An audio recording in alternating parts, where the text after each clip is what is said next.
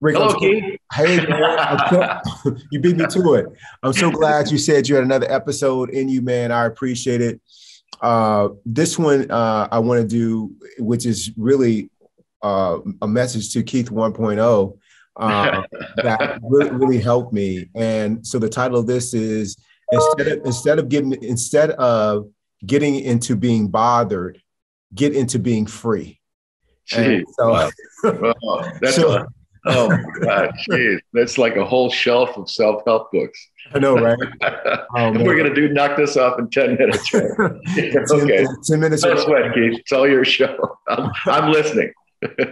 No, man. I think what the title is, what it does for me is it just, in a matter of fact way, just tells me that I got a choice in every situation, of how I interact with the event or the situation.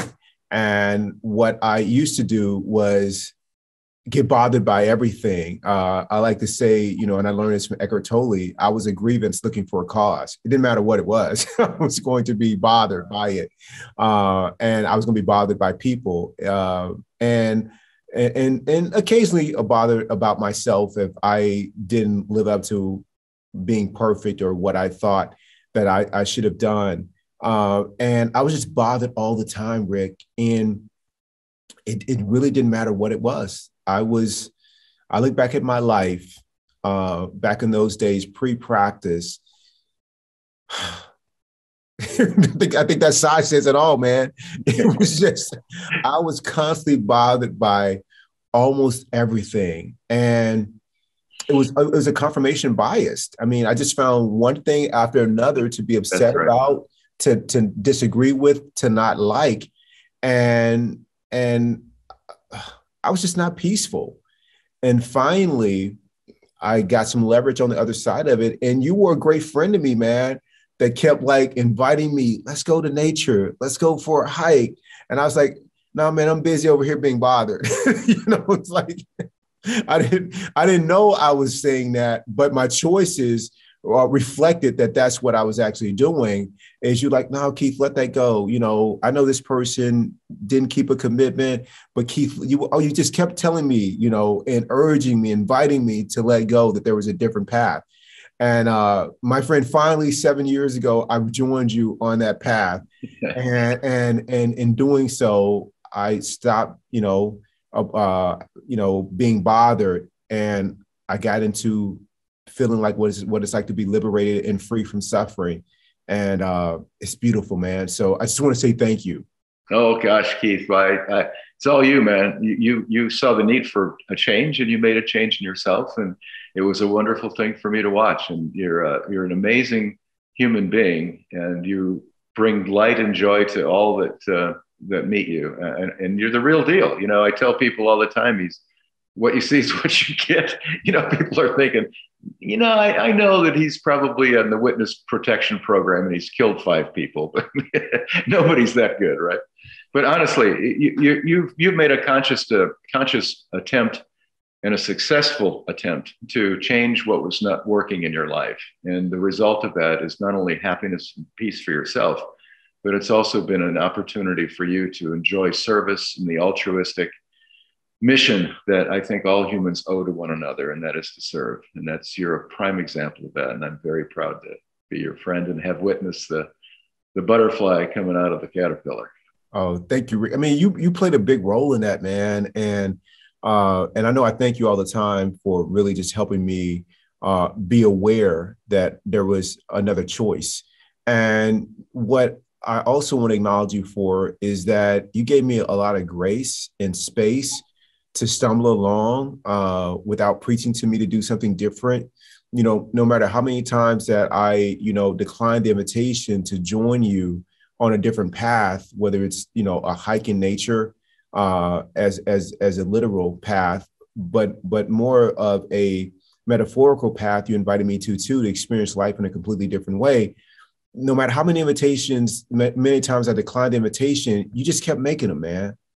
Like that's unconditional love and support. And what I'm grateful for is that we've got some friends, man, on that journey with us, man. Yes, isn't that great? With Wow. Brian Chung and Peace, Sun and Shine. And most recently, I introduced you to my great friend, Dr. Drakowski, Dres. yeah, Joe's your ass, man. And he's on that path too, man. And we text every day and he's doing the practice, man. And he's such an inspiration, isn't he, Rick? Totally. And he's Totally. totally got out of being bothered in really in getting, free. And for a physician to be doing that with his work, man, just speaks volumes, man, because of all the lives that he touches in so many different ways. So I'm just grateful to you, Rick. How did you get leverage on that of reducing being bothered and increasing your experiences of being free? Well, first of all, everybody has to know that it doesn't stop. No, It doesn't stop. You never get to a point where you're enlightened. no.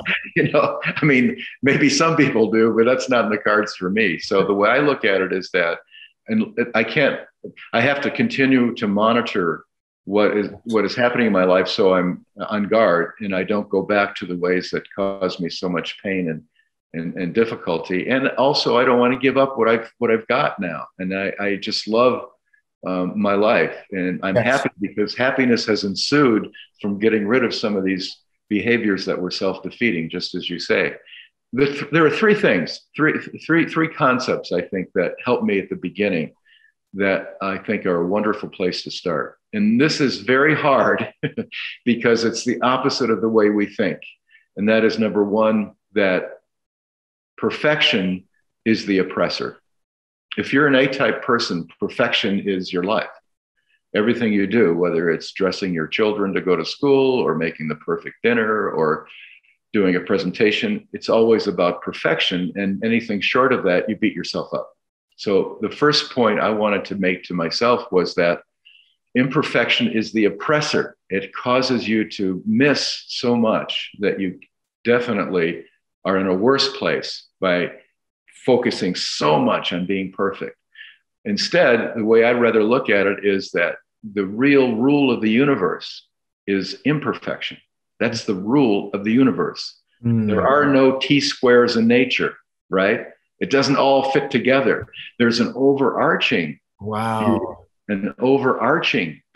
but the little tiny crap that we're involved in, little Rick and little Keith, no, there's no Right. perfection.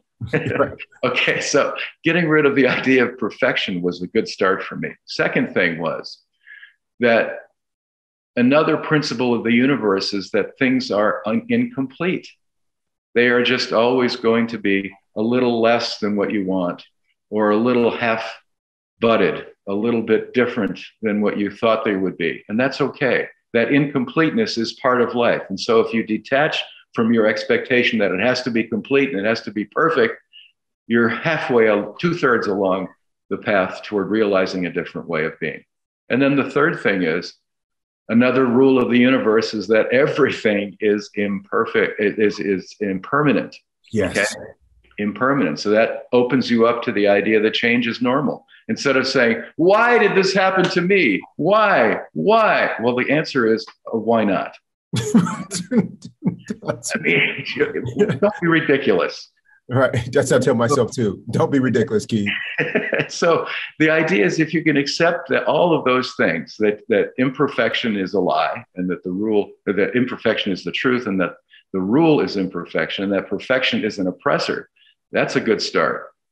And then the second thing, if you can decide that incompleteness is also in nature, and that's okay too, and back off from that and not beat yourself up when your project isn't as complete as you'd like it to be. And then thirdly, and most importantly, change is the only constant. Change is really the governing rule of this entire place. This whole show is run by change. Right. So if you can accept impermanence and detach from it, wanting to be a groove or wanting to be things just the way you want them, that's the third and final leg that did it for me, that got me off where I was and onto where I'm at now. Oh, Rick, man, you said it, man. God, you nailed it, man. Preach. I'll just add one more thing and then let you close it out. You know, um, with every obstacle or perceived obstacle, there is an opening and an opportunity. At least that's my view of it. And with some of the things that may not have been to our collective liking with the pandemic, there's been a ton of silver linings, man. Mm. Like if you'd have told me that you and I could have been as connected as we've been over these last months, virtually doing this, Rick, I'd have been like, it's not possible. Dude, I feel as close to you as I do when I'm seeing you in Sedona is because True. we've dropped away that it has to be a certain way for us to be connected. Like we've accepted that we're in this virtual environment and we're going to be present to each other in this virtual environment. And that's what I found. There's no substitute for human connection. But we get to define what the connection looks like. You know what I'm saying? And so I'm choosing that in this moment, this is what the connection looks like. So I'm going to maximize it. I'm bringing my full attention, my full zest and zeal to this moment. Mm-hmm. And then it's rich. I'm not comparing it to something else. And then people often ask me, Keith, man, you got it. Like, I'm tired of this pandemic and all the changes. We're doing this, they're changing policy, stuff like this. Are you exhausted? No, man, I don't give it a thought. And the reason I don't is like, oh, they said put the mask on. I don't go like it should be put. I just put it on. Like I put it on. Like that's it. Okay, you take the mask off. I'll take it off. Like that's it. Like it's so free when I just do the simple thing, and so it doesn't bother me. When will this be over? I don't know. I'm just being right here, right now, and right here, right now. There's no problem. That's right. There's no problem in this moment. I'm not bothered in this moment. Now, I could be bothered. That's one way to live. One way to live. One way to do it. Or that's one way to do it. Or I could choose not to be bothered. I like that much better. Oh, baby. Oh, you're talking. By choosing not to be bothered, man, I get to be free all the time, man. And that doesn't mean I don't take action, but I take intelligent action that is informed by acceptance, formed by making a conscious choice to be free. And not to be free of external things, but to be free of the only limitations of my mind of saying that it has to be a certain way for me to be happy, for it to be right. And once I gave that up, man, I'm able to move through life in a completely different way, completely different. Mm-hmm. What I love about watching Keith too, as opposed to the old 1.0, and I know them both. You do. Is that you've mastered the concept, which leads to happiness, by the way. You've mastered the concept of, I don't really mind much what happens. And that's a wonderful example to show people. Keith Jones doesn't mind much what happens. The idea being that it doesn't really depend on the external circumstance. You're detached from that. How you deal with it is always an internal choice. And Keith is never choosing to be riled by it. He's never choosing to be depressed by it or anxious or wanting things to be different. Right. It doesn't much matter what shows up. You're going to be fine. You've got that inner gyroscope that this path allows you to have. Yeah, when I learned that from you and the teachers like Eckhart Tolle and Wayne Dyer and some of the others, it's a big principle of Buddhism and Zen. When they asked the Zen master, to your point, like, well, why are you so peaceful? Like, why are you not wanting? He's like, because I don't mind. I don't mind what happens. Whatever shows up, I'll deal with it. I'm good with it. And when things do show up, what I look at it is like it just pushes me to my edges. And on the other side of that edge, it's not a cliff. It's a cliff for the ego, but it's really liberating. Like if I can get past the edge, the ego is going to fall off the cliff, but I'm going to float free. Yeah, there you go. Great allegory. Nice. Yes, and I do come up against the edges to where I feel the pain of suffering. I feel it like, oh, I mind what's happening, but I become conscious because of the practice that I have a choice that I don't have to be bothered by this, and I'm not bothered by this. The flight is delayed. I would prefer it be on time, but it's not. So I'm not going to be bothered by being delayed. Right. Right. Like just everything, just being conscious of that choice. And the practice helps me remain conscious to my choices. And not only you get to the point where I'd prefer the plane to be on time. Okay, it's not on time. I'm okay with it not being on time. It's cool. Now, what cool things can I do that I couldn't do if the plane were on time? That's Something it. else comes in to fill it that could be really fantastic, but you got to look for it. Yeah, you got to be open, and it starts with that. It starts with I don't mind that it's not on time. That's right. And in that, it's like my kids are late, or making me late for work.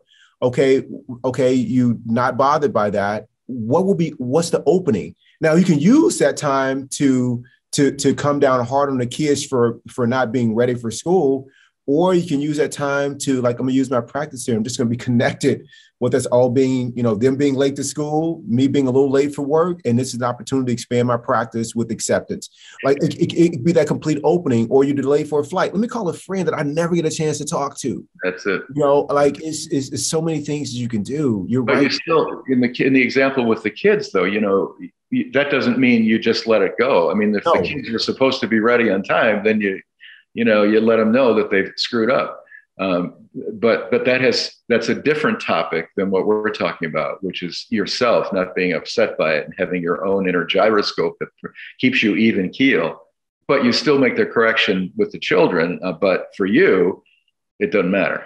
Yeah, and life can help you with the correction. In that case, with the kids, I had a friend who at night is frantically making sure that her kids, school bag is packed up, and he's got his football helmet for practice after school and all this other stuff. And he's, breakfast is made. I'm like, wow, okay, that's one way to do it. One way to do it. And then they're stressed out. He forgot his helmet. I got to run home. I'm like, no, you don't. Like you don't have to. Let that kid show up one day without lunch and they're hungry. They'll figure it out. Let that kid show up one day without the helmet. And because his helmet was forgotten, the whole team has to run laps. He won't forget the helmet the next day. And you've been peaceful the whole time. Yeah, that's it. Oh, you forgot your helmet? Oh, that's okay. I'm sure you and the team will handle that.